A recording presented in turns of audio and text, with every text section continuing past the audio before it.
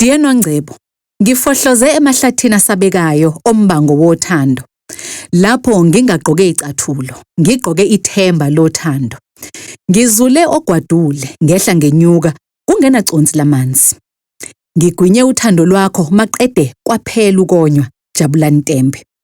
Ngiqale olude uhambo, kwalapho ngingazi nokuthi ngiyakuphi. Kodwa uma ngicabanga uthando lwethu, ngizwe kumemeza uMashela ethi one more oyothandweni.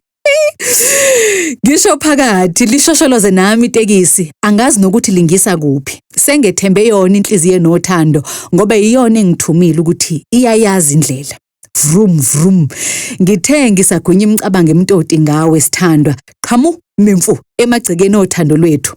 Ngidazuluke kakhulu, ngisacela ungehlise emshayeli kulelizwe. Angazi umuntu kulo kodwa nginethemba ukuthi ngisendaweni yothando lwethu Tembe. Akuphelanga sikhathi kwaqhamuka uswahla lwami, ngathathela ngejubane. Ngafika, wafika wangiwola ngalezo ingalo ezingenza ngiphelelwe. Ngicabange kancane, ngiphefumulele phezulu, ngiphenduka impumputho, ngiheme, ngikhuluma ulimi engingalazi. Bese uthi kimi, Majobe, uyisiqalo sami, ngiyisiphetho sakho. Maqede sibambane, siqinisane, sihleke, sijabulele uthando lwethu. Ibhalwe uSamu Sithole eNyukhasela, iya kuJabulani Tembe eMangusi.